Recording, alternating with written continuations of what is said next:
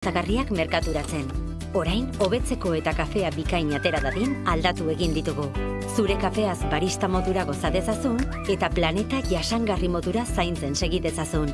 Jarri zure bake, zure modura.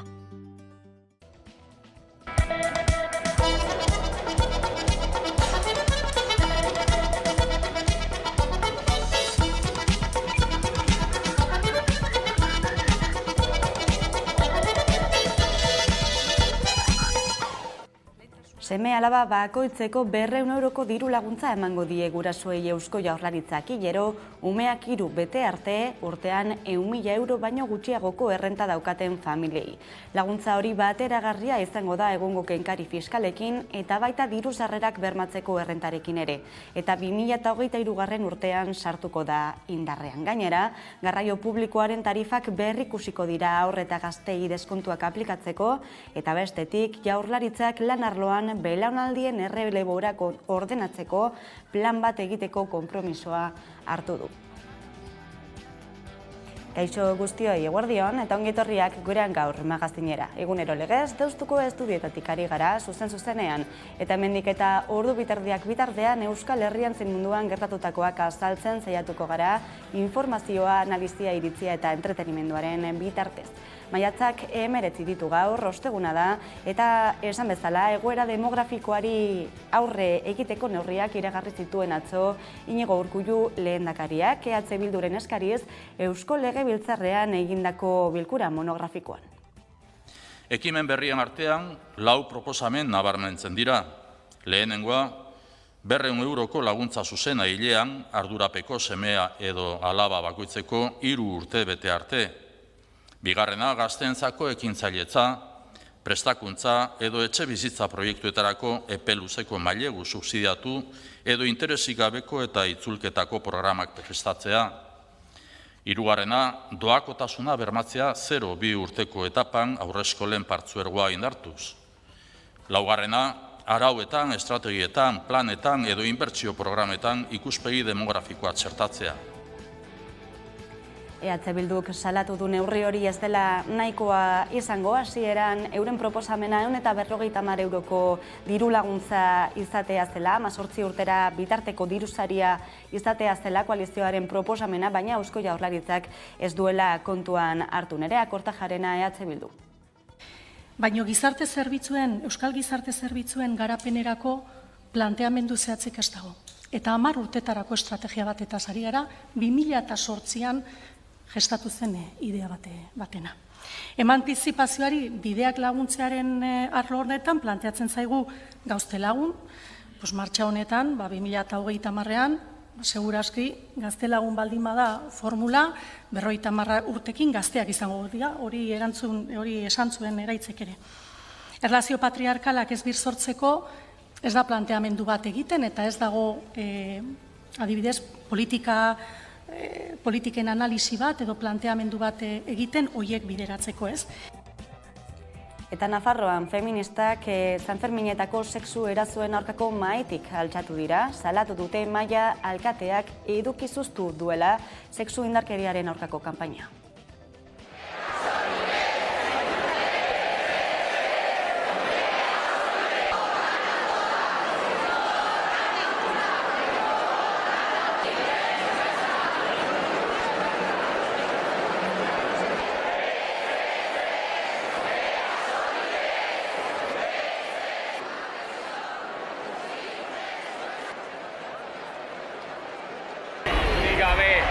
Erasorik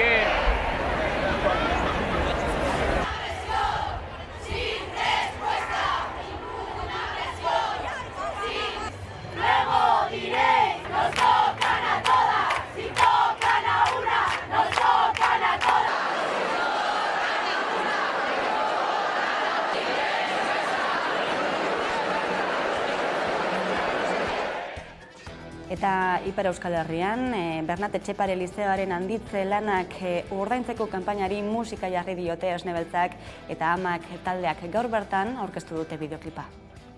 Sakonki maite dut ene herria.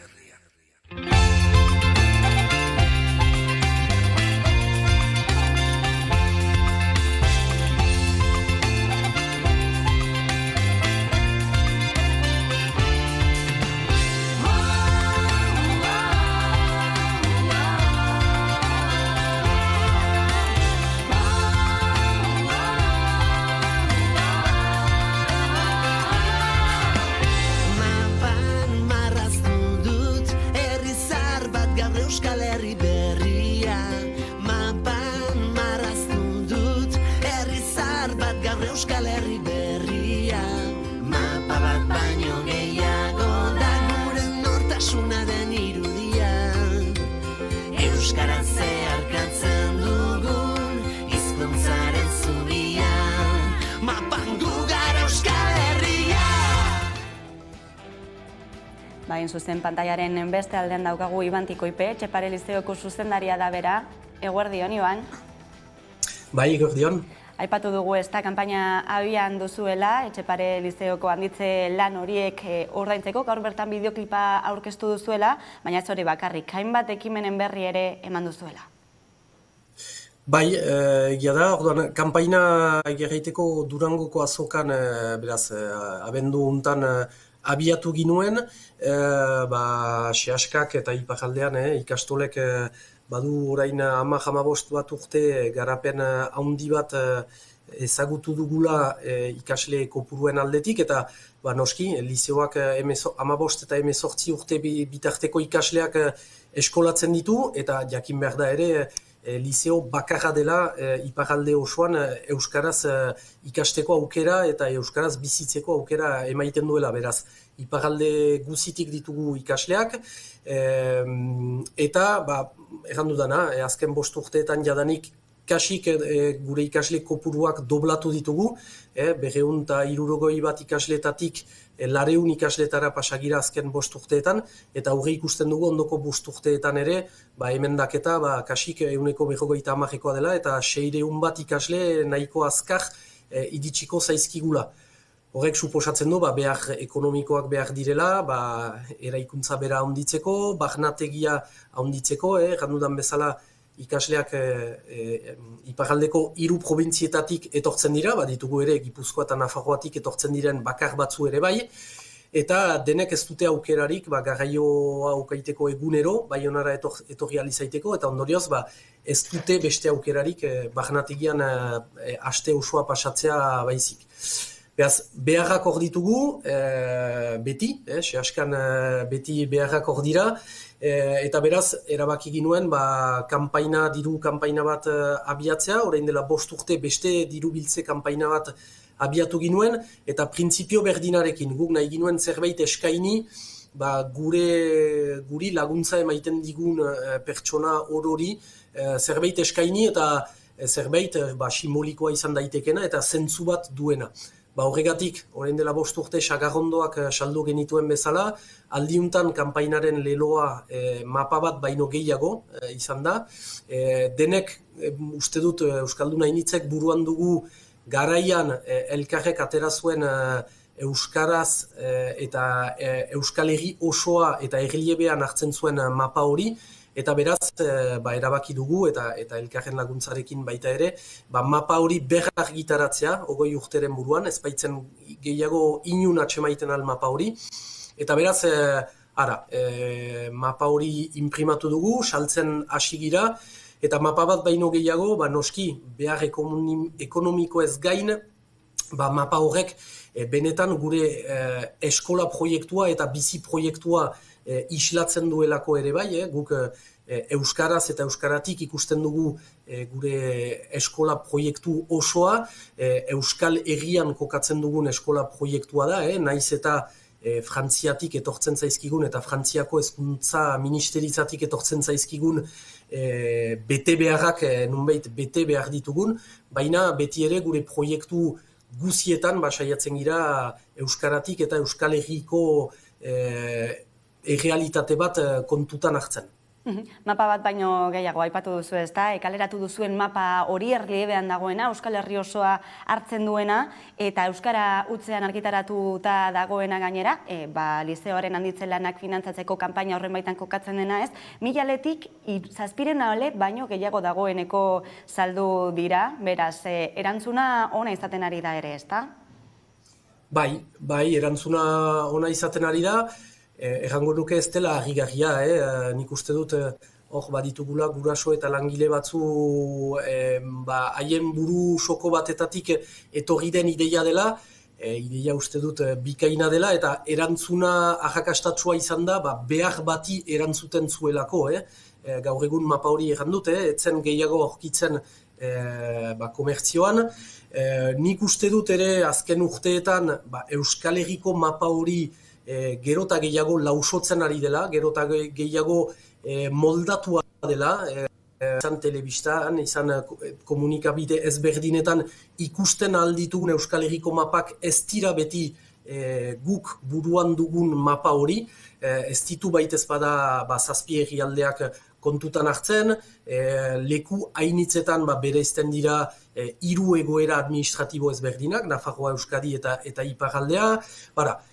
Guk uste dut importanta dela mapa hori Euskal Herri osoa hartzen duena, muga hori agertzen ez dena, eta uste dut behar bati erantzuten diola, noski, mapa hori erranduzun bezala, 1000 ale imprimatu ditugu, 700 baino gehiago salduak ditugu jadanik, eta uste dut beharra bai guretzat, baina uste dut Euskal Herriarentzat litzateke mapa hori, udaletxe, liburutegi, kirol instalazio, norbanakoen etxe guzietan izatea behaz. 1000 denbora berean guretzat hainitz da, eta behar ekonomiko importante bati erantzungo dio, baina segur dena da Euskal Herriarentzat eta itxuratzen duenarentzat ez litzatekela nahikoa hori bakarrik.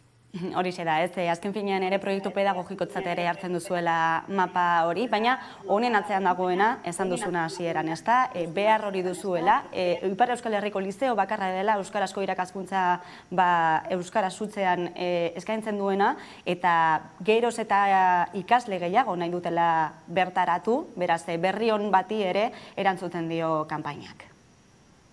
Noski, beharra hor da, behar bada denek ez dute ezagutuko iparraldeko egoera soziolinguistikoa zehaztasun osoz, jakin behar da Euskara hutsean, D ereduan ikasteko aukera bakarra dela Bernat Etxepare Lizioa iparraldean, eta iparraldeko adintor tarte hortako errango nuke bakarrik 8 eskolatzen dugula. Beraz, kontutan hartu behar da, iparraldeko gazteen artean Euskara hutsean ikasten dute bakarrik 100-etatik 8 ikaslek. Nahi du egan, Euskaratik kanpo gelditzen direla, beste 100-etatik 100, eta ondorioz, noski, garapen hori beharrezkoa dugu, Euskara behar dugu iparraldeko gazten esku eman, iparraldeko gazten eta familien esku, eta horregatik ere bai, garapen bete-betean gira, eta garapen hori segitu behar dugu. Iban Tikoipe, Etxepare Lizeotik, eskerrik asko gurean izateagatik eta zuen egoeraz gurean hitz egiteagatik. Hurrengo arte. Bai, mil esker zuei. Eta Ipar Euskal Herrian jarraituta iruzurrezko alokairu kontratuak salatzeko ekintza egin du alda mugimenduak. Behin-behineko kanpina muntatu du suprefatura ondoan, izan ere maister asko uda partean alokairurik gabe gelditzen direla salatzen ari dira.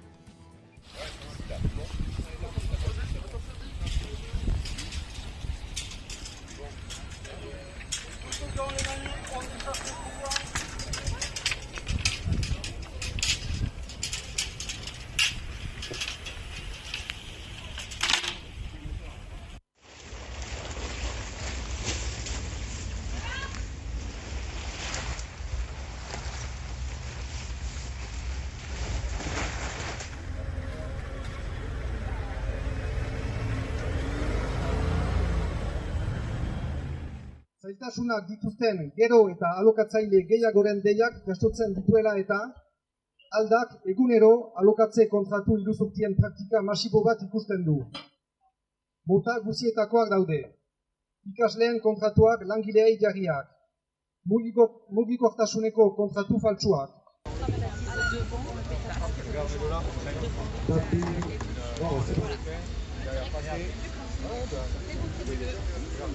Eta jabeak edo agentziak behartzen ditu joitea haien etxetik maiatza ondarean edo ekain ondarean, baina hori guziz legez kanpo da eta gaur egun egoera hori salatzen dugu akanpalaiku bat muntatu hemen subprefeturaren aintzinean, erakusteko zinez jendia kajitan dela eta behar dela akanpatzera joan, edo autoan bizi edo lagun batzuen etxen.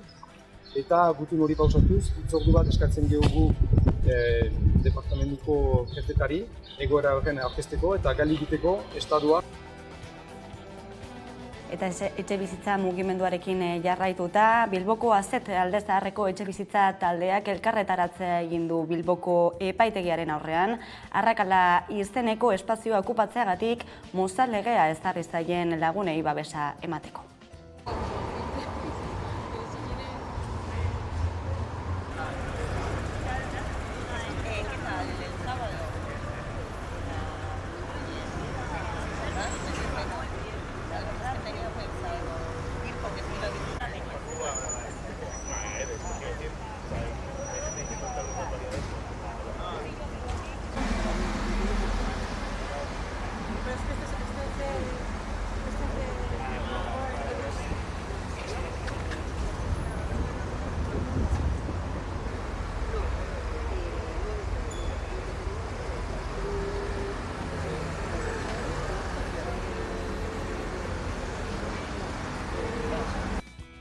Eta ekonomia gaiekin jarraituta, Arabako mahastiak Bruselara iritsi da eta Jaurlaritza prest agertu da azken baimena emateko. Izan ere, Gasteizko gobernuak behin-behineko baimena emango du Arabako Errioxako upategiek zor marka berria erabiltzeko eskatzen badute eta bete behar administratibo eta juridiko guztiak betetzen badituzte.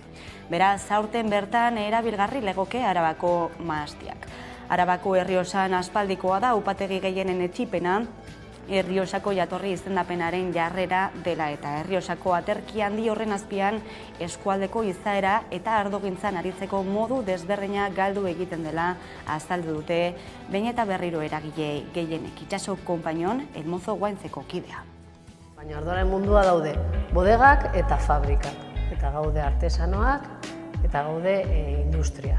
Eta hori ez da ezberdintzen. Eta hori guretzat da kriston kaltea, joaten garelako ardoa saltzera eta gure proiektua kontatzera eta beti konparatzen gaituzte bakarrik prezioz edo izenez. Eta azkenean gu beste gauza bagara, ez? Eta gaiz beste eginda Zaldibarko zabortegiaren amildegi hori, tragedia hori gogoratzeko eskultura ezarri dute Eitzagan, Joaquin Beltran eta Alberto Sololuze langileen omenez. Udane Arbeo. Otsailaren 6an 2 urte igaro ziren Zaldibarko zabortegia amildu zenetik, eta azpian Alberto Sololuze eta Joaquin Beltran langileak hil zirenetik. Sololuzeren gorpua bakarrik topatu zuten eta duela urtebete Jaurlaritzak bertan behera utzi zituen Zaldibarko zabortegian Beltranen gorpua bilatzeko lanak. Zabortegian gertatutakoa oroitu asmoz eta 2 biktima komentzeko helburuarekin Zaldibar argitu ekimenak oroigarri bat jarri du Eitzaga auzoan. Eitzagan gertatu zena, inork ez dezan ahaztu. Bigarren urte mugan ezarri nahi zuten eskultura, auzoko lorategi txiki batean, baina udalak dekretu bidez baimena ukatu zien, hondamendia gogoratzeko beste oroigarri bat ezartzeko asmoa zuela argudiatuta. Harridura sartu genuen erabaki hau. Udal gobernuak urtean zehar hondamendia gogoratzeko oroigarri bat jartzea erabakita daukala dio dekretuak. Oraindik ez dutela erabaki non, noiz eta zein motatako oroigarria jarriko duen. Baina jartzen denean, ohartaraziko digula bertan egon gaitezen. Orain baina Eitzagako herritar talde batek gauzak bere lekuan jarri nahi izan ditu eta eskultura jarri dute auzoan. Ez baitute ahazten eta ez baitute ahaztuko. Bi langilera hilda baten gorpua zaborpean utzia, milaka herritar kaltetuta, lurrak aire eta ura kutsatuta, 100 lagun borrokan gertatutakoa eta ardurak argitzeko. Halaxe adierazi du Zaldibar argitu plataformak. Eitzagan gertatutakoak izan dezakeen oroigarririk sentikorrena eta egiazkoena herritarron eskutik datorrena izango delako. Herritarren ekimena delako. Eta eskultura Eitzagan gertatutakoa oroitzeko bereziki sortua delako. Gertatutako guztia gogoan orain omenaldi hori gauzatu dute. Eta jarraian Tolosaldera goaz, lurtaro elikadura burujabetza eta agroekologia bultzatu nahi dituen elkartea sakonean ezagutzeko. Bat egingo dugu horretarako, Magi Zarazolarekin, lurtaro elkarteko kidearekin, proiektu honi buruz gehiago jakiteko. Eguerdion, Magi? Eguerdion. Bueno, aipatu dugun bezala, elikadura burugabetzaren bidean ari zarete, eta horretarako kontsumoa eta ekoizpena antolatuko duen kooperatiba berrian lanean ari zarete oraintxe bertan, ezta? Bai, hori da, lehengo astean aurkeztu genituen larunbatean estatutuaren oinarriak edo kooperatiba horren estatutuak aurkeztu genituen, eta pixkate sozializazio lan horretan da gabiltza kooperatiba sortu aurretik edo. Eta zen nolako erronkei, horrekin beharko diezu hemendik aurrera beraz? Bai, guk Tolosaldeako 9 herritar elkartu ginen duela 2-3 urte, ezakite, kontua ere galduta daukagulako. Eta, kezka batek elkartu gintun, elikadura burujabetzaren bueltako kezka batek, zerrari gertatzen elikadura sistemarekin, nola ekoizten ditugu elikagaiak, nun ekoizten dira, nola kontsumitzen ditugu, nun dago bertan ekoizten den hori, nola eskuratu genezake. Hor bagenitun gurera eta eskualdera lotutako kezka batzuk, baino bagenitun baita ere kezka globalagoak edo esango genukenak, gaudelako krisi klimatiko baten erdian, eta hontan ere jakitu gehalako elikadura ekoizpenak zenolako eragina duen, eta horko eredu horrek nola markatu dezakeen, kontestu hori edo. Eta, pixkate horri tiraka eta ikusita baita ere, inguruan sortzen ari ziala bestelako kooperatiba, kontsumo talde, tokiko ekoizpenaren eta tokiko elikaduraren bueltakoak, hori guke 9 herritar horrek, horiek erabaki genuen, Tolosalderako ere proposamen bat lantzea. Eta elikadura burujabetzan oinarritzen den proiektu bat landu dugu, nun kontsumoa kolektibizatuko den edo kontsumoa antolatuko den, erosketak egiteko gune bat edo egongo den, baino baita ere ekoizpena antolatzeko gune bat, Eta enaren horrek badauka pixu berezi bat eta pixu handi bat guretzat, elikadura burujabetza agroekologiatik ulertzen degulako, eta guretzate daukagun erronka handia edo hori delako, badaude, eskualdean badaude eta Euskal Herrian badaude agroekologiaren eredu horretan lanean ari dian ekoizleak, baino, etorkizuneko elikadura osasuntsu hori agroekologiatik eraiki nahi bari badeu, uste dugu gure bezalako proiektua beharrezkoak diala, guzti honek eta elikadura ekoizpenaren eraldaketa honek eta agroekologiaren bide honek kolektiboa izan behar duela uste dugulako.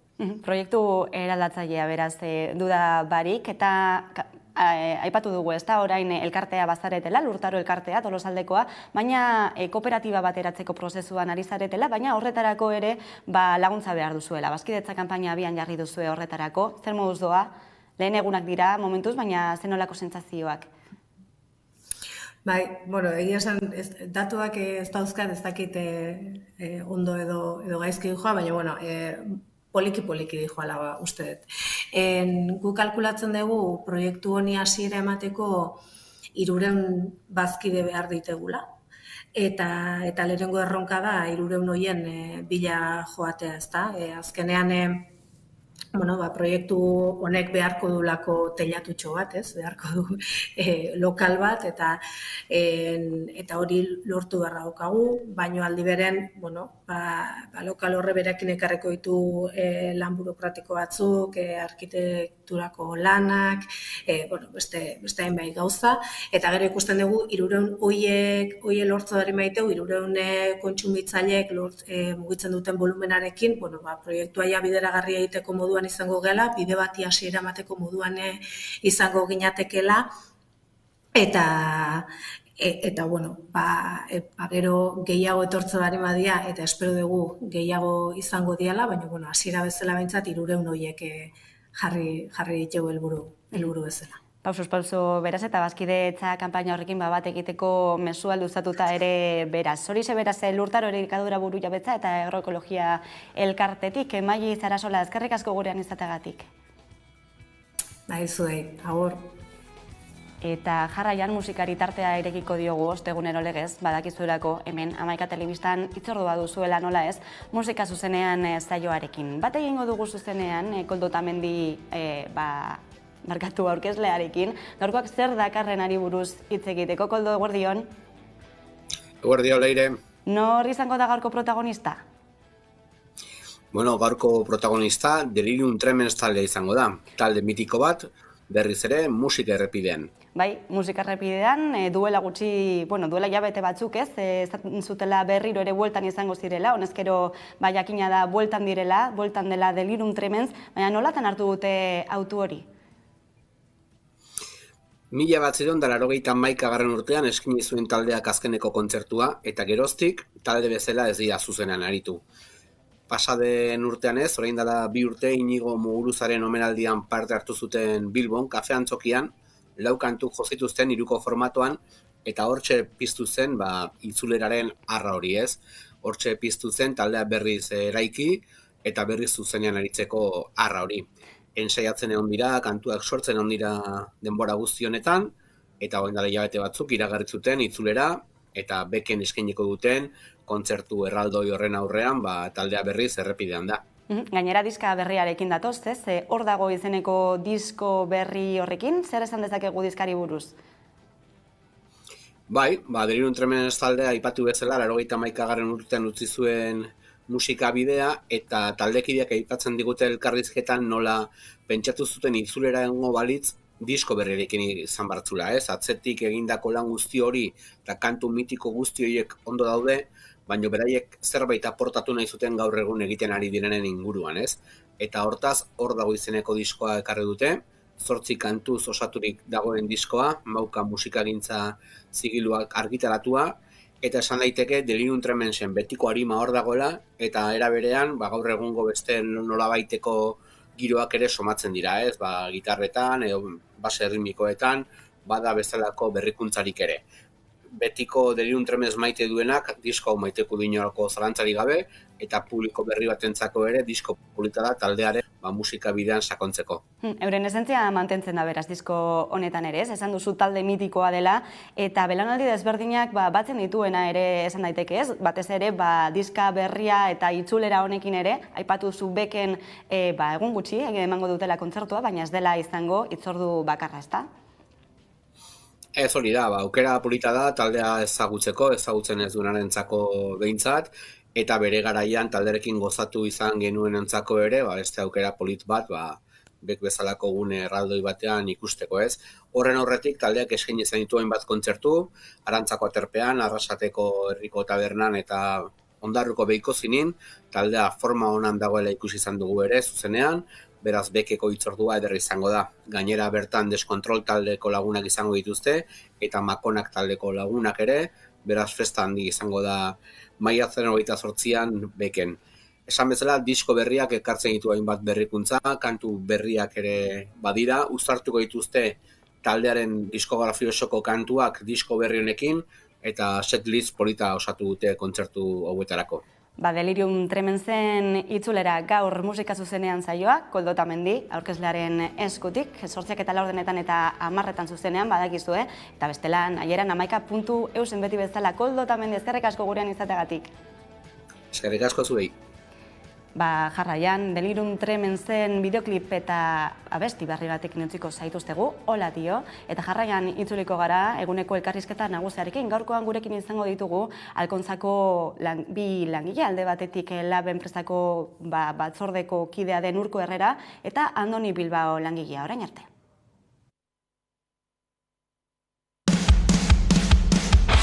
Hola tío, aspaldiko Andria zelan Dalanian Galdatzen badiazu erantzungo dizut Nondik hasi ez dakitzen benetan diozut Ni neu izorrauta, bizkarre zurra jota Ikusmena galtzen da prostata bizatzen Emaztea hobeto ematen da Bada urte bete beste batekin joan zela Atzo ikusi nuen guztiz apainduta Ta hemen pasiatzen langabezian nago eta zela ondo, hasta el puto fondo.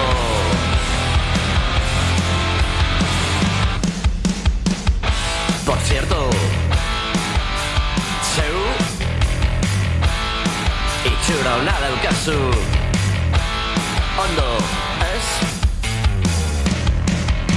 Zuzeuk esan dezu dena itxura da, kanpotik badirudi, barrutik ez dala.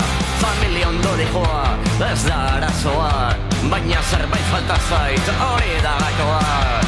Enpresa aurrera doa, ezin naiz kexatu, ez da buruko minak, soinetik hankendu. Baina zerbait falta zait, hori da gakoa, korbata hartuta erre, alda soluzioa. Mesedez, utzi txizkeroa, probatzera noa.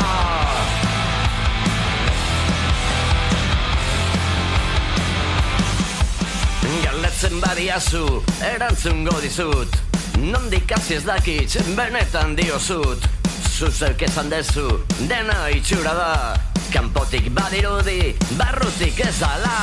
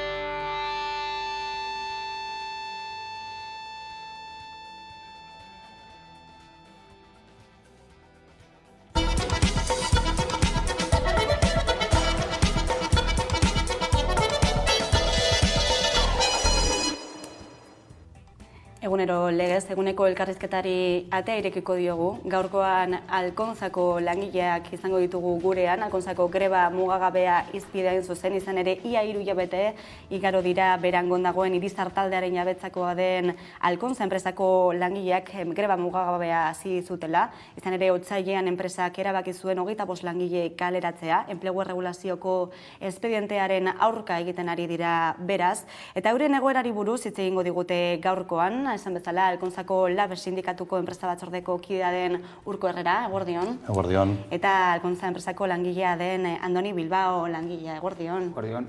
Bueno, aipatu dugu enpresako 25 pertsona kaleratu zituela otsailean, etaren ondotik greba mugagabea hasi zenutela, ez? Epaiketaren zain ere bazaudete, asteartean egingo dena, zenolako intentzioa, zenolako zer espero duzue, bertatik?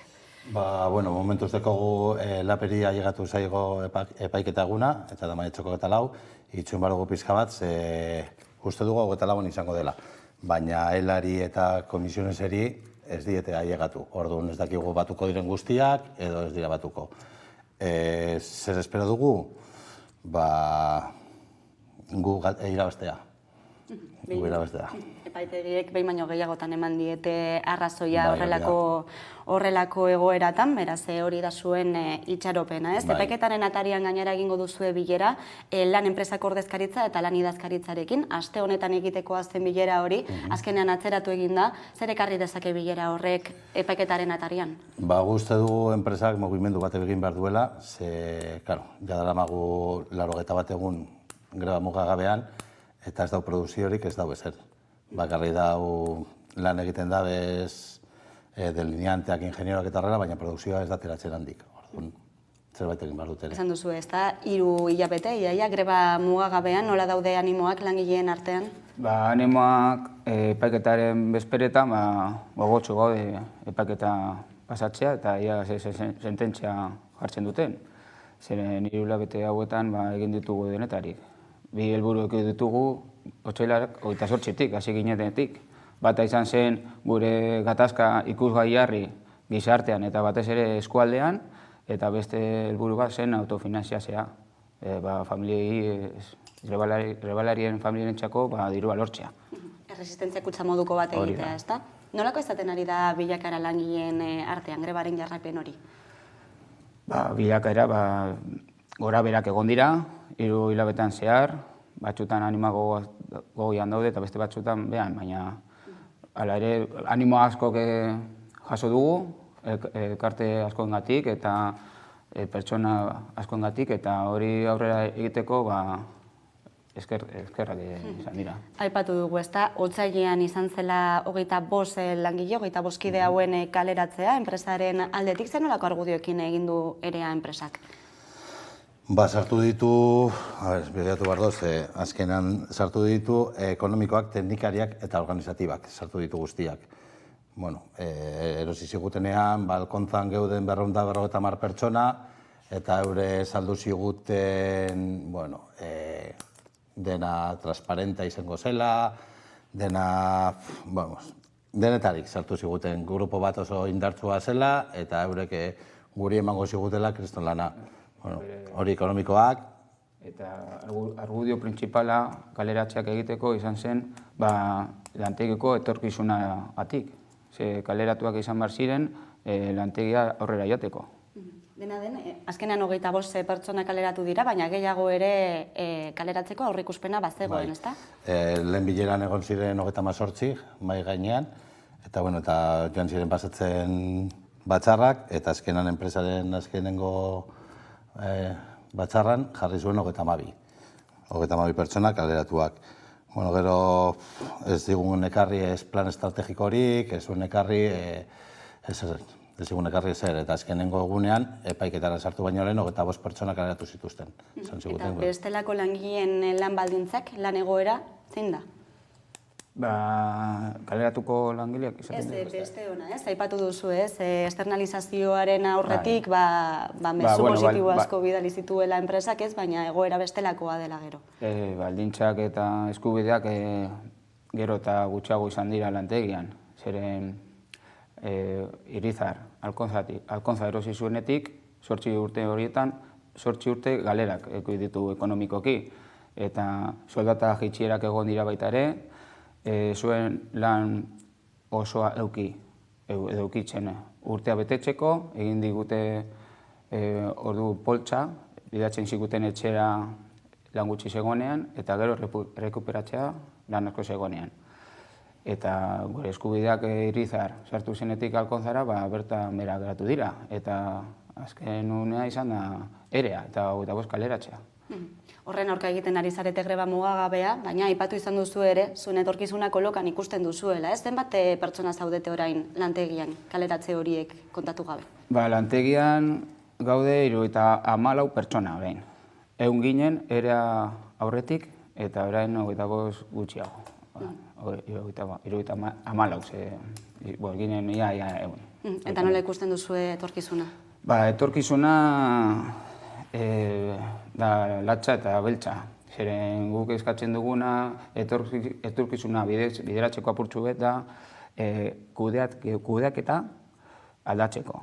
Eta Irizar etorri baino lehen zen Alkontza berreskuratzea, komertzialitzatzea ekartzeko lana, ekoizpen lanetan ere aldatzea, ginen bezala izatea, eta gure baldintzak eta gure eskubideak berriro berreskuratzea. Hori esek eskakizunak, esan duzue, 3 hilabete iaia, greba mugagabea hasi zenutenetik. Zakitzen nolakoa izan den kontaktua 3 hilabete hauetan zehar zuzendaritzarekin, aldaketarik egon den euren jarreran, zen nolako erantzunak ematen dizueten? Ez, zuzendariarekin ez dugu bilerarik.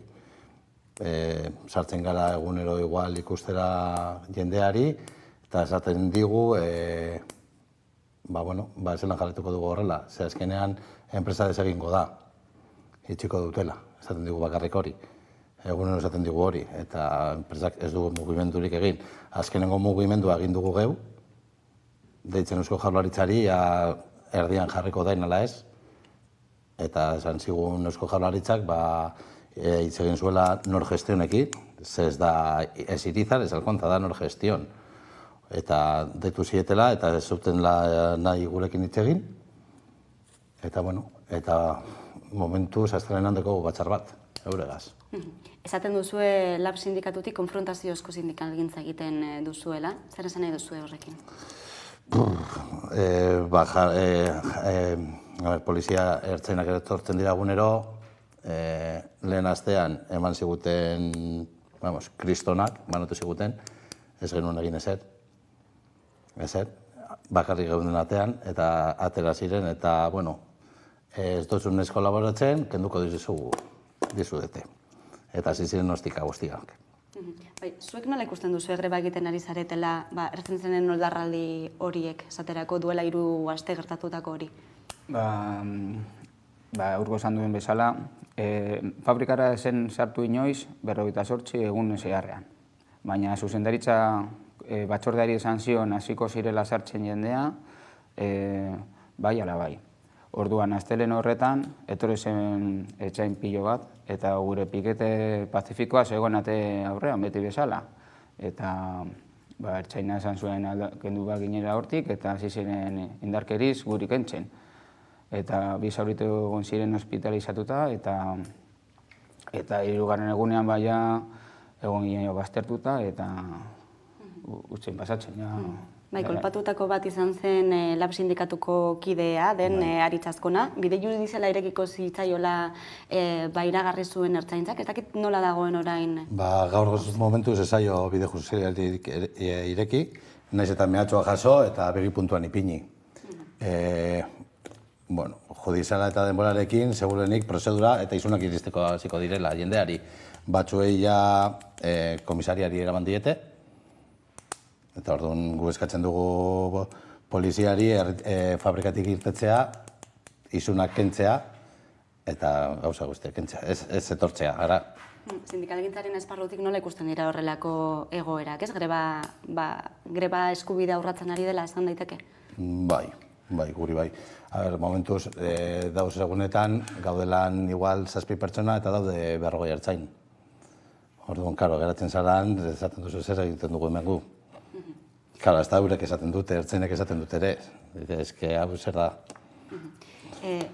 Eta 25 kaleratze horiek gauzatuta, ez dakit kontaktuan egongo zaretela pentsatzen dakoa da, ez? Zuen kideekin, zer diote, nola daude beraiek? Denetarik dago. Dago jendea lana aurkitu duela eta urrututik jarretzen du greba. Beste batzuk daude hor egunero lana bilatu arren, daude ere greba egiten gurekin batera piketetan eta ekintxetan. Eta beste batzuek nahi dute bakarrik bueltatu lantegira eta daude egiten greba tinko-tinko gurekin batera. Zan ere, zeintzuk izango lirateke eskakizun zehatzak, ez? Datorren asterako bilera horretara begira eta zuzendaritzarekin greba amaitzeko zer beharko litzateke? Gu proposamen bat egin genion orain dela 3 hilabete edo 2 hilabete, azkenengo batzarretan edo horrela, jarri genion 18 prejubilazio, mai gainean, eta erte bat urte baterako, enpresa guztiarentzat. Eta enpresak esan zuen, ezetz. Erdibideko bide bat, ez? Hori da, erdibideko bide bat, eta enpresak esan zuen, ezetz. Eta esan genion, hau egiten baduzu, hitz egiten dugu nahi duzunarekin, eta enpresak esaten zuen, ezetz, 25 kalera. Osa, momentu ziren, 32 kalera. Itxaropena jarrita beraz, epaitegien ebazpen horretan, ez? Hori da. Den aldatu dezakelako, mugarria izan daitekelako, ez? Hori da. Behartuta egongo litzatekelako enpresa berriro ere berrartzera, langile horiek. Claro, guri esaten digu egunero sartzerakoan, hilabete bat 2 gehienez ez duela aguantatuko gai hau, enpresa. Ze klienteak eta guzti daudia eskapatzen. Claro, gure kompetentzia da, hemen Euskal Herrian da indar. Eta indar dau, lanak, a tope. Eta zergaitik horrelako aldea bat eta ez dakigu hori esaten diogu gu Irizarari, zergatik batzu deko eta inbeste eta gu ez deko gu. Hori da gure galdera, nahi diogu egin galdera hori Irizarrari, baina Irizar ez da gertzen hemen inoiz. Aipatu duzu ez, enpresak dioela urterik urte ganantziak izan beharrean kontrakoa gertatzen ari dela, baina hori hala dela baieztatu ahal izan duzu, Bueno, bai, kontuetan atera diran, baina gudala mago igual 6 urte esku altxatzen eta hemen zer gertatzen da. Zerbait gertatzen da. Irizarrero zigunean, geneukan 33 milioi fakturatzen. Zaren gauz fakturatzen 7 milioi. Orduan, zer gertatu da hemen, galdetzen diogu berari, baina ez dugut esaten ezer. Eta lan baldintzetara bueltatuz, ez? Produkzioa ez badago, ez? Nolakoa izaten da jardun bat? Ez que ekoizpen lanetan egon aldaketa larri bat, ze externalizazioa erabili dute Irizarko jendea. Eta guk egiten genuen lanak ateratzen dituzte beste tailerretara. Eta ekintza hori egin eta gero, jendea geratzen da langabe tailerrean. Eta hori esaten dute soberan dagoela jendea.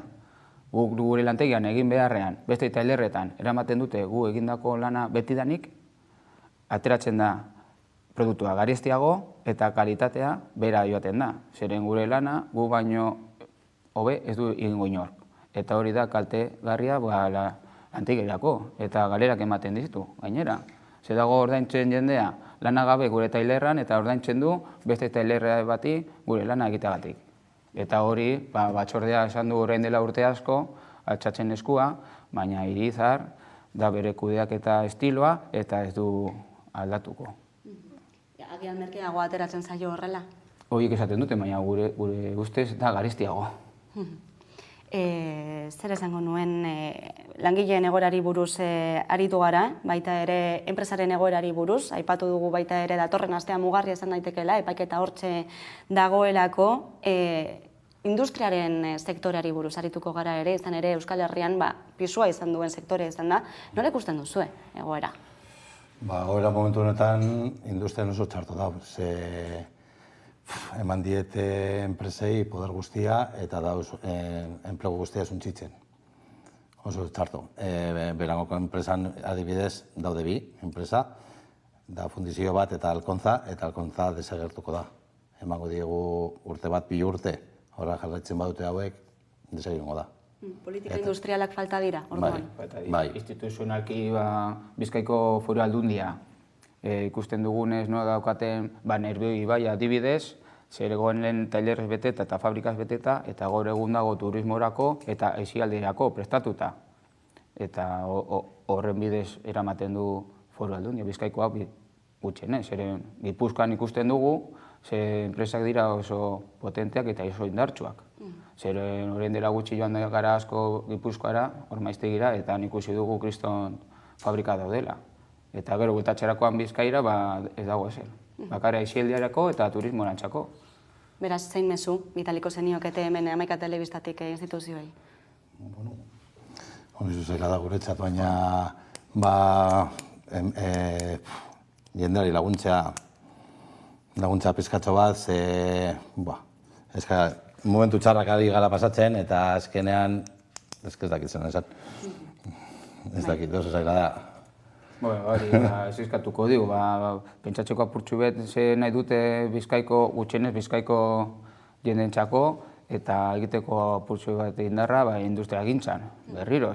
Hori ematen dute lan ona eta lan pilo eskualderako, batez ere. Beste sektore eta enpresa batzuetan ere kinkalarrian daudela salatzen dute, beraiekin harremanetan egongo zarete, ezta? Nolakoa da harreman hori? Adibidez Tubacezekin egon ginen astelenean, etorri ziren ona. Gero e-mobilityrekin hitz egiten dugu egunero. Zoriondu behar diegu e-mobilityrei, hitzarmena lortu dute. Gero dago beste enpresa bat, Irizar Grupen ere, Gema, oso txarto daude ere. Gero gauz hitz egiten ere, Petronor, Artiatz, Novaltia, guztiekin gauz harremanetan. Azkenan sartzen gara jende guztia mundu berdinean eta ateratzen dire, leku guztietatik ateratzen dire. Baina, elkartasun eta babesa badago. Bai, bihar ostiralean egingo dugu manifestazio bat Berangon, eta etorreko dira jende pilo leku desberdinetatik borrokan daudenak ere. Hortxe deialdia, hortxe hitzordua, eta datorren asteari begira, esan bezala, epaiketa horren zain, zer gertatuko zain, baina bien bitartean greba mugagabearekin jarraituko duzue. Noiz arte zaudete prest horrekin jarraitzeko aurrera? Batez ere, gure helburua, labur eldeiz da epaiketa ostean, ze emaitza ekiko dugun. Baina deialdi bat egin behar dugu ere, Irizarri, Norgestio enpresa jarri dute gure enpresa kudeatzeko, etorri zela pasan urtea bukatu baino lehen, Norgestion egin dela alde egiteko gure enpresatik eta Irizar etortzeko gurekin hitz egitera. Zer ez dugu gure enpresatik etorri horien dela 2 urte, erosi zutenetik. Zerbait gehitzeko, Urko? Irizarko kooperatibei esan behar diogu ia mugitzen duten zerbait, langileak, kooperatibistak. Berri gehiagoren zein geldituko gara. Eskerrik asko gaurkoan gurekin izateagatik eta zuen egoeraren berri emateagatik, Andoni Bilbao eta Urko Herrera, Alkontzako langileak eta LAB sindikatuko batzordeko kidea. Eskerrik asko. Eskerrik asko. Tarte bat eta jarraian itzuliko gara eguneko solasaldiarekin. Gaurkoan gurekin izango ditugu Izar Castillo eta Ibon Meinika. Orain arte.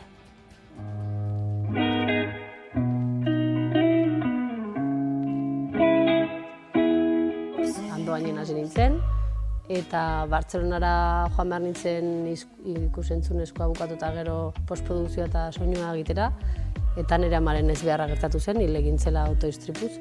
Bartzelonan bukatu nuenean, aita minbiziarekin baita ere hil egin zen. Orduan upategia, mahastiak eta dena geratu zen jaberi gabe. Eta batean ni aurkitu nintzen guztiaren jabe. Eta esan nuen, zergatik ez probatu, errexena da, probatzea. Orduan pixkat aitonari omenez, upategian izena aldatu genuen eta jarri genuen El Mozo Wines. El Mozo nire aitonaren ez izena. Bera Cesario zuen izena, baina inork ez zuen ezagutzen Cesariogatik. Zan El Mozo, emazteak ere El Mozo, nire amamak ere El Mozo deitzen zion, nik ere El Mozo deitzen nion. Goratzen dute eskolako lan bat egiten, arbol zuhaitz genealogikoa egiten, nik nire aitona monen izenetan jarri nuen El Mozo.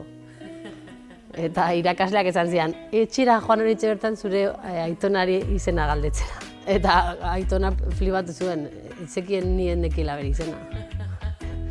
Eta ez, Cesario. Cesario. Aitona nire osaba eta nire aita egiten zuten lan hemen hirua. Baina bakarrikan egiten zuten urteko ardoa egin, eta bodega handi bateri saldu egiten zioten ardoa. Orduan ni sartu nintzenean, egin nuena izan zen joan aldatzen. Konturatu nintzen nik ardoa egitea eta bodega handi bati saldu egiten manion, ez nuela diru asko irabazten. Beraien menpe zaude eta beti margenak oso txikia dira, kontratuak ez dira oso argiak eta nahi dutenean apurtzen dute kontratua. Eta orduan esan nuen, nik izan behar naiz nire ardoaren jabea. Eta orduan sartu ginenean, orain dela 9 urte, hasi ginen ja botillaratzen. Lan gehiago da, baina politagoa da baita ere.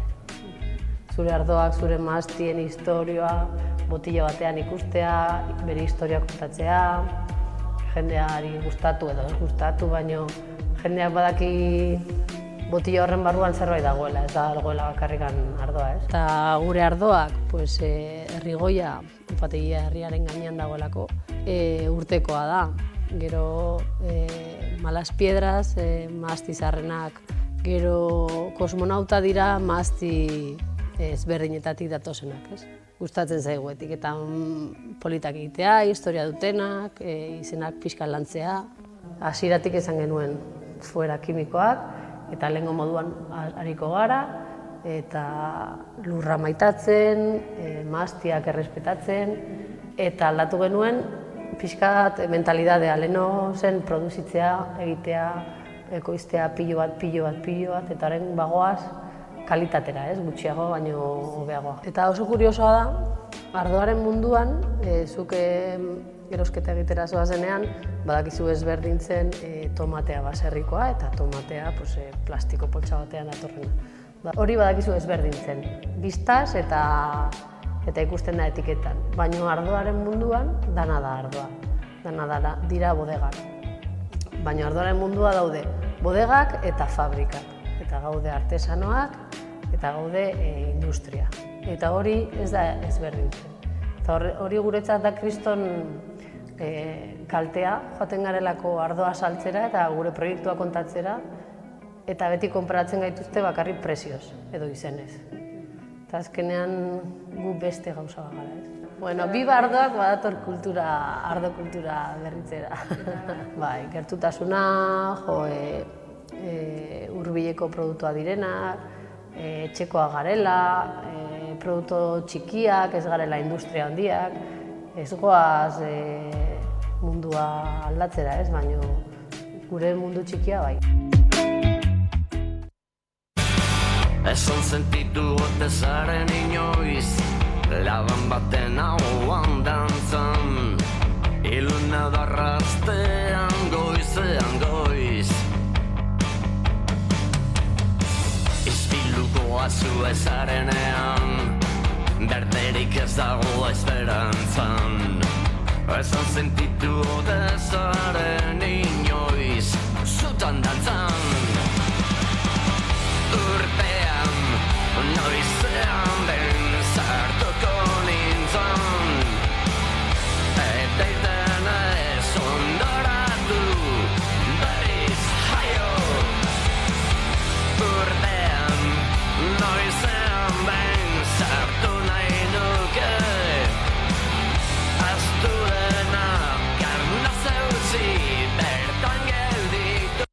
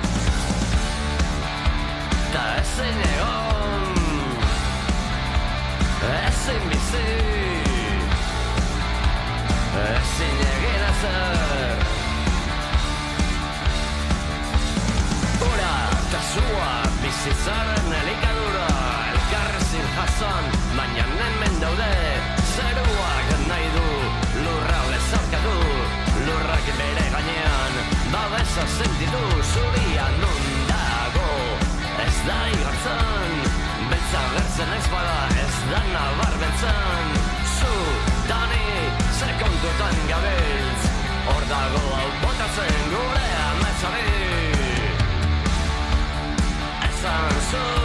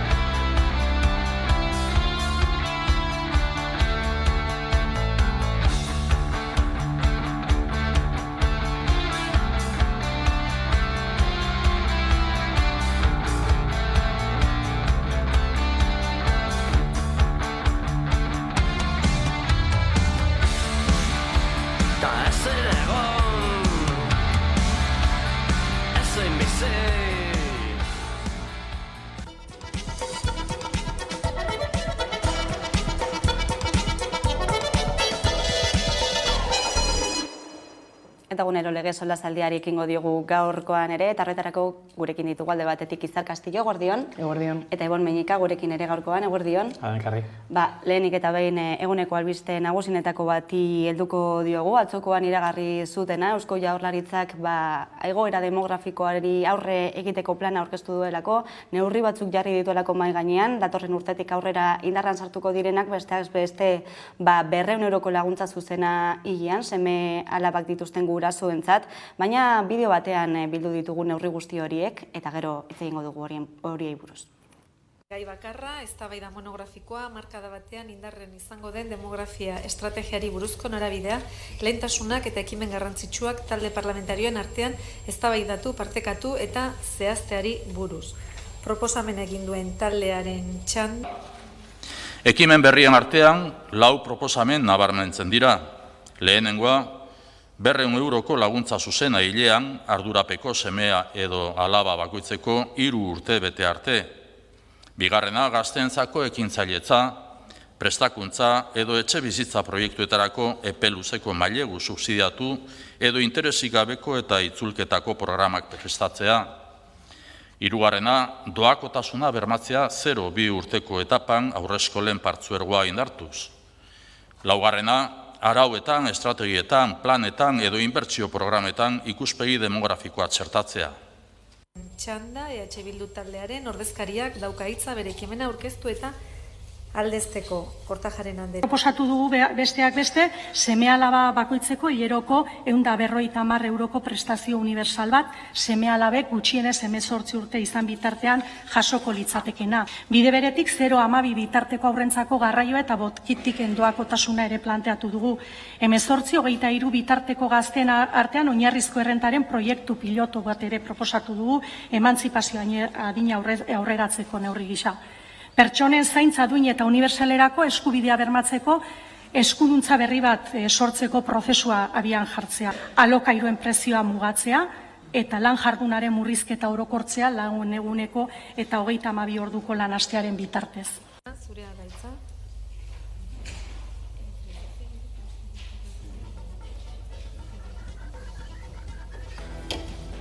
Zurea da hitza.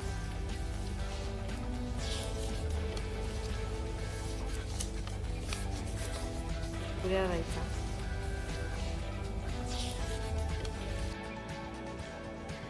Esan bezala, neurri nagusiena izango litzateke 200 euroko diru laguntza hori, seme-alaba bakoitzeko hilean, baina 3 urte betetzen dituztena arte, beraz, Euskal Herria Bilduk proposatutakoaren oso urrutik gelditzen den neurria. Nola hartu duzuen neurri hori? Horrekin nahikoa izango da haurdunaldia sustatzeko? Bai, niretzako, ni ja nago pentsatzen 3. bat izatea.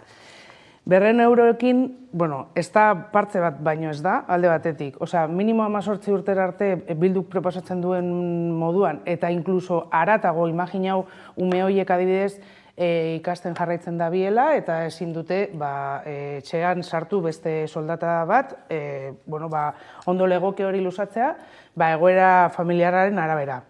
Nire ustez, zer gertatzen da beti, politikak ez dutela babesten familia modelo tradizionalari erantzuten duten familia horietara. Orduan, zer gertatzen da? Lotura zuzena dagoela kapitalismoaren eredua familia tradizionalarekin bat. Orduan, klaro, gaur egun ez dago bakarrik seme-alabak dituzten familiak, baizik eta hainbat ez eta ezberdinak. Orduan, zer gertatzen da?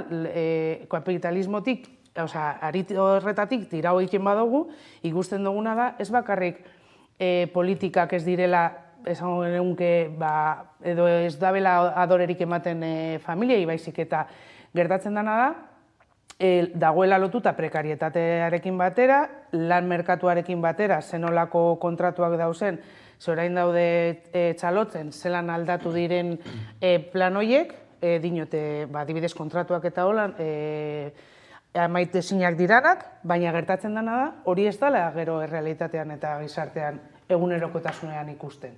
Horrek zer dakartza? Gazteak, gero eta beranduago, ezin dutela hori etxe bizitza bat lortu. VPOko arazo bat dekogu parke publikoan, non ez da egiten behar den hainbeste etxe bizitza. Gero beste aldetik, alokairua ez dela hori tope bat jartzen, gainera badakigu hirietan, hiriburuetan batez ere, zenolako arazoak ditugu, metroko presioa eta bar. Claro, azten basara lotzen, eta gero susatoz eta dinosu 200 euro emango betzuela, nik ez dakit igual sororen bat egongo dan eta horrekin aurreruntzuk joango danik.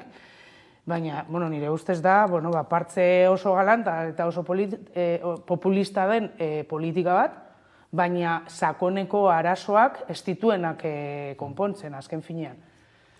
Bai, banator, gainera justo azkeneko gogoetatik ari tiratuta, eta gainera, ez dakit, gu daukagu askotan joera oso bipolarrak, herri honetan. Eta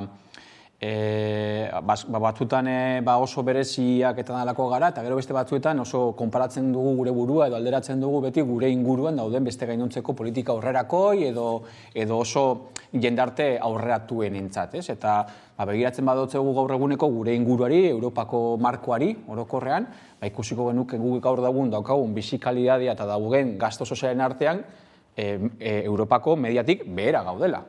Eta errealidade hori iraunkorki edozein eremuetan gauzatzen den kontu bada. Erreparatzen badigu baitere, marko horretan egon daitezken elementu ezberdinekin, prestazio unibertsala hori urte gehiagoetarako, konkretuki neurri honek iragartzen duenekiko, hainbat eta errealtan egina dago. Eta beraz, ez da horrelako plantamendu bat egitea, ez da gauza ezoiko bat, eta ez da ez dare neurriz kanpoko izan deteken zerbait. Niot urteetan baitere luzatzaren aukera, ez? Eta hori baitere gertatzen ari da Europako testu inguruan, beraz, galdetu beharko niko buruari, zergaitik orain arte adibidez gu daukagun bizikalidadea, daukagun aberastasuna ez dio horrelako egoera batzuei erreparatu orain arte. Eta gero, badago bestelako elementu baina juku politikoan sartzen dana, ez? Orain, Eusko Jaurlaritzak batez ere sustatu du horrelako neurri bat, baina aurretiaz baitere egon izan direzen zenbait eskaera eta zenbait proposamenen gainean. Galdetu beharko nioke gure buruari, orduan egin zirenean horrelako plantamenduak, zemotako jarrera eukin zuen Eusko Jaurlaritzak. Eta egin zuen izan zuen, baztertu, EH Bildukin zuen proposamen bat, Elkarrekin Podemosek baitere egin zuen bestelako lehen bat, neurri antzerako batzuetan zaudenak eta nabarduak zaudenak, baina eztabaida sozial politiko instituzionalean Eusko Jaurlaritzak baztertu zuen guztiz.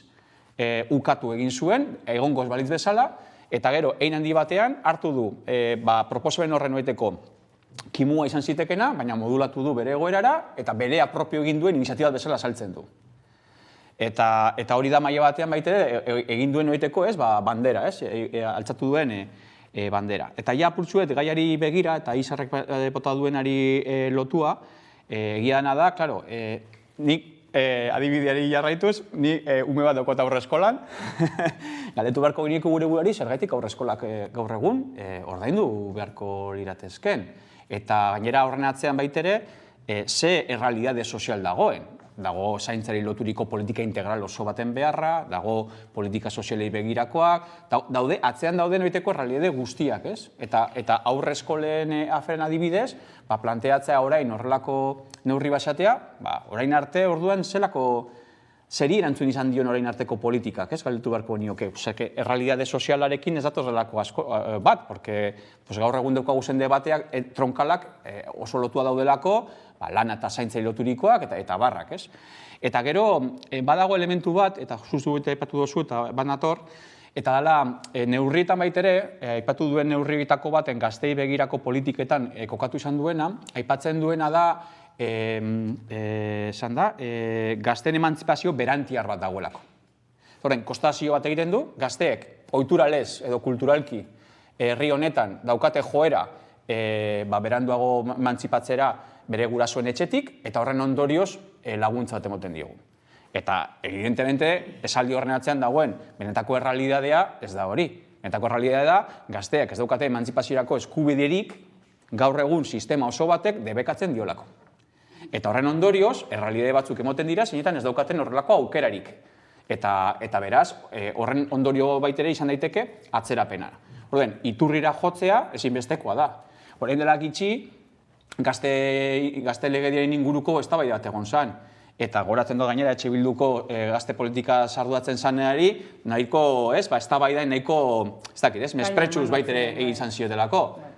Justo, honi buruz gaude hitz egiten. Gazte batek gaur egun, herri honetan, etxe bizitza baterako, gazte batek eta guztiek, baina gazte batek konkretuki, etxe bizitzarako duen eskubide hori ez dauka murriztua, dauka kasi debekatua. Eta evidentemente laguntza batek ez dio soluzionatzen, estrukturala daukon problematika. Bai, horrekin bat, niri ez zaita astuten datorren urtean hauteskundeak dauzela. Hori lehenik eta behin. Orduan, niretzako politika hauek dira, hori, esaten dana, no? Jaten dozu gaur, baina biharko ikusiko dugu zer gertatzen dan. Eurak beti dauz saiatzen, eurak direla gizarte politikak aurrera eroaten dabienak, eta ez dugu ahaztu behar, PNV, EAJ, neoliberala dala. Eta egiten dituen, suposatzen diren gizarte edo giza politika horiek direla bakarrik botoak lortzeko. Nik ez dukot inolako beste pentsamendurik. Gertatzen dana honekin da, eurei ez jakiela sustraietara joatea eta ikerketa sakon bat egitea zer gertatzen ari dan gure gazteekaz, zer gertatzen ari dan gure lanarekin, bai gero beti dauz berba egiten eta eurei ez jakienean interesatzen beti daude kompetentzietaz berba egiten. Baina kompetentziak badeko guz. Euskadi moduan badeko guz gure kompetentziak. Eta egin alditugu hainbat gauza. Baina egiteko gauzak eta gauzak aldatzeko izan behar ditugu jendeen gainean edo euren interesetaz arduratzen diren politikariak. Eta gaur egun ez ditugu. Eura jarraitzen dabe bere txiringituekaz bilatzen eta ikusten ari gara zela progresia bihurtu da itzelesko negozio baten, egiten dut mikroan, baina, gero goraz makrora. Baina ikusten dugu zelan, gero eta murrizketa gehiago dauzen osakidetzan, baina bai hezkuntzan, baina bai gizarte politiketan, eta beti jarraitzen da egoten diruak, edo dirua badau, beti infrastrukturarako adibidez. Niri oso deigarria gertatzen zait, eta EH Bilduk esan zuen gauza bat da doako garraioa. Da brutal adibidez, zenolako adibidez aldaketak edo aldeak dauzen Gipuzkoa, Bizkaiko edo Arabako pertsona batentzako bere garraioa ordaintzeko. Gero zelan ez daude, hiriburuetan, Bilbon dekogula hainbat garraio ezberdin, zelan ordaindu behar ditugu garraio ezberdin, ze badauz garraio batzuk ez direla sartzen txartela nagusian. Gero txartela horrek ez deko bonorik. Adibidez, badekoz, bai egia da, hori RGI-a edo 75 urte baino gehiago. Badira gauza txikiak, egiten dutenak azkenean da tantaka, nola pentsatuko dugu, ez dakit, 30 urteko pertsona bat bere bikotearekin ume bat izatea, si pentsatzen behar dabe, zelain ordainduko doz 700 euroko alokairu bat, eta gero 100 euro mugitzeko urtero, hilero barkatu, eta zelan? Ze, klaro, soldatak ez dabe igo. Eta jarraitzen dugu, bataz bestekoa oso aldea handia daukate. Demografiako auzi honek harimuturu ugari ditu, aipatu dituzu ezakoneko arazoak badirela, nola, baita ere dagoen arrakala, belaunaldi artekoa. Gaur egun 30 urteko pertsona batek ez du buruan seme-alabek izatea, oro har, esan daiteke oro har, horixe dela errealitatea, eta aipatu duzu, izan ere krisia bertan dago, krisi ekonomikoa, soziala, politikoa ere izan daiteke, ziurgabetasuna nagusi, beraz, sakoneko arazo horiek konpontzen ez diren bitartean, ez da ezer konponduko, jendeak ezin izango du aukera hori buruan izan, ez? Eta nik uste dut bai hor dagoela eta jokatu behar dugu, beste eredu familia mota dauzela. Eta beti jarraitzen dugu pentsatze zuritasunean ama aita eta umetxoak eta txakurra eta ikusten dugu irudia. Orduan, bebai pentsatu behar dugu igual behar bada ez dugula edo gazteok ez dutela nahi ze bestea interesak dituzte. Igual nahi dute nik nire hilean dirua soberan badekot hartzea eta bidaiatzea, edo hartzea eta parrandan joatea eta ez ume bat izatea. Eta zergatik ez errespetatu adidez modelo eta erabaki horiek. Orduan, no, gero bebai dago presio soziala, eta batez ere emakumentzako. Hor ja jartzen dugu gainera genero arrakala. Zelan jarraitzen dugu, jasotzen, lehenengoa ez dekozunean noiz izango dozu, lehenengoa dekozunean noizko bigarrena, eta ez ara animatzen familia numerosa izaten, ez da, sartu zuen arazoetan. Eta hau bebai da, hezkuntzatik datorren arazo bat, eta eredu bat. Eta hori bebai, beste aldatzeko, aldatu beharko leke, bebai, zenolako ereduak botatzen ditugun kanpoan. Eta aurrak izaterakoa, zenolako arazoei aurregin behar izan behar zaizkion, gero, ez da, baitez ere emakumea izanik. Bai, eta egia da gero, horrekin ni banatorre, baina badaukagula errealidade bat, ez? Eta errealidade da, egia da biztanleriaren egiteko zahartze prozesu batean egon izan garela, horrek badauko zela eraginak, baina lehen izarrek baitera aipatu du, ez? Izaera merkantilista ekonomikoa erdigunean jartzen danean, orduan, badirudi, ume gehiago izan behar ditugula gure sistema produktiboa manten dezagun, ez? Eta logika horren arabera sartzen gara, ez? Eta evidentia da, eztabaida sozial bat, herri gizakoa ekin dezakula eta ekin beharko genukela afera demografikoari buruz, baina kontua da baitere nola abordatzen dugun eztabaida hori, ez? Zer pinetik begiratzen diogun, ez? Bizikalitatearen inguruan egon beharko hitz egiten, integrazio politiketaz egon beharko hitz egiten, hezkuntzaren inguruko balio eta balore eta egon beharko hitz egiten, eta evidentemente gero aspektu ekonomikoak baitere eukin zezaken hor pixu bat, ez? Baina elementu zaintzarena, ez? Uste dudala gure eztabaida tronkal bat ez dieguna gizarte moduan heltzen, orduen, ikuspegi demografikoa txertatu aipatu izan duenean lehendakariak, ni horrela irakurriko nuke. Ez dut uste horrela irakurtzen ari denik esaten denean esaldi berdina, ez? Eta uste hor dagoela benetan gure lehengoko eztabaida, ez? Nola abordatzen dugu gai hau?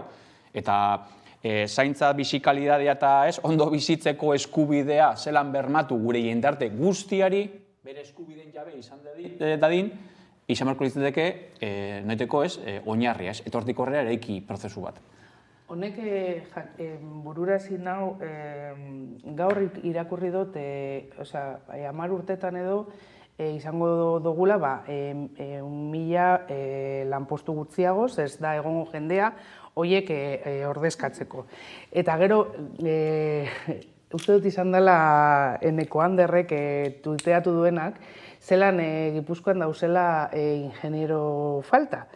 Eta 15.000 euro kobratzen dabiela, edo kontratuan nahi egin dabiela, urtero. Barkatu, ingeniero batek, zenbat kobratu beharko zeuan, badakigu, unibertsitatea beretan, eta batean hori da historia, lan prekarioa, zuri ematen dutzuen 1.000 euro, ordaindu badozu ere, ez dakit, 20.000 euro zure unibertsitateko karreran, ez dakizer, eta batean zuzoa zara, eta dinozu, eta zer egiten dut nik 1.000 eurokaz, hilean. Ez badeko zu bakarra baldin bazarat, edo ez badeko zu beste bat berdintzak, bikoteat, edo familia atzekaldean, zelan bultzatuko dozu, edo zelan burutuko jatzu be, planteatzea iraganari begiratzen duan bizitza bat, edo plangintza bat. Eta horrek zer egiten dut, azken finean, gazte pilo batek egiten dutena da, egunean bizi. Hemendikona zer gertatzen da? Ikusiko dugu 5 urtetan, 10 urtetan zer gertatzen, eta hau gertatu jako guztioi.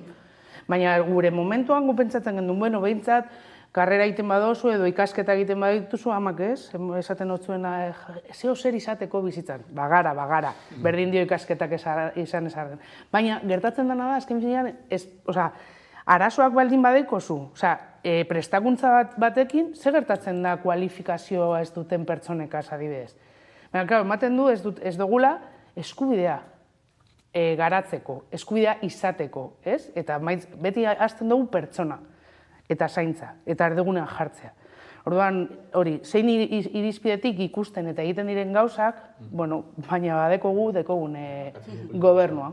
Eta gai honekin lotuta ere, batez ere lan esku faltari dagokionean ere, hemen sartzen da beste gai bat dela migrazioarena, zenbat ahots entzuten ditugun geroz eta gehiago migrazioaren alde egiten, baina ikuspegi ekonomiko batetik, demografia arazoak ditugunez, ondo datorkigu migratzaileak etortzea eta gainera lan prekarioa egitea, ezta Izar, zer uste? Bai, baina gero esaten dute eske bakarrik datoz izateko umeak eta laguntzak jasotzeko. Orduan da, bai, nik entzun nuenean, izan zan noin dela hilabete batzuk esaten, bai, nahi ditugu, ona lan egitera etorri nahi duten, barkatu. Osea, gehiengoak badatoz lan egiteko. Beste gauza bat da, hemen dauzenean, oztopatzen dituztela hainbat lege, osea, aurrera erodateko bere bizitzia proiektuak, eta orduan, zera, lurperututako ekonomia horretan lan egin behar dutela. Baina gero din, eske datoz ona eta, klaro, lau seme alaba dituzte, eta ni pi bat pertsona migrante ezagutzen ditut, eta lau bat alaba izateko ez daude hainbeste. Ez daude hainbeste. Bat, bi, edonor moduan. Orduan da, como jartzea, ez tabu hori, baina irudipen hori, non jarraitzen dute pentsatzen que natalitate kontrolpean ez dauzela, que emakumeak sumisoak direla eta esaten dituztela, edo esaten dutela jainkoak bidaltzen dozku esan hainbeste ume, ez da egia, osea, demografikoki bai, eurak barruan sartunda dauzela, ez daukate hainbeste ume. Baina bai, gero, nahi dute hori, kapitalismoaren gurpil hori, jarraitzeko elikatzen azken finean gu eta eurak, ze klase berdina gara, langileak eta gu suspertu egiten dugu eta mantendu egiten dugu sistema.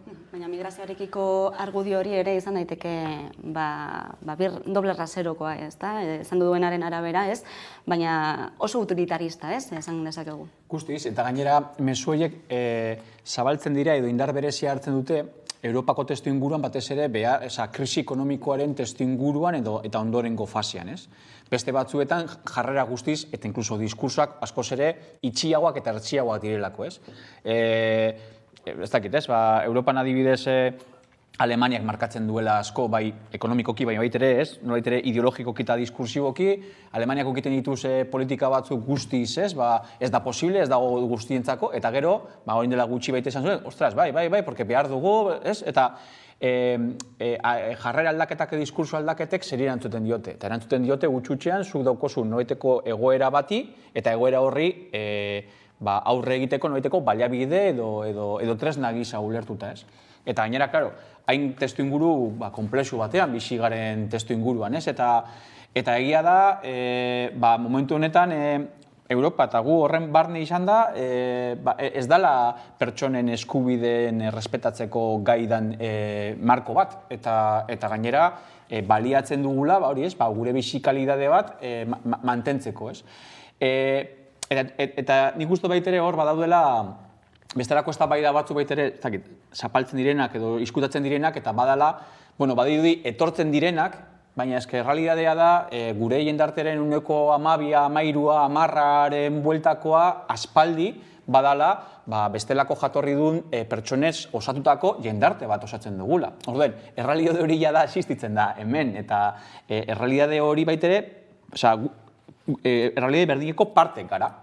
Eta orduan, politikak beti planteatzen duguz, ez?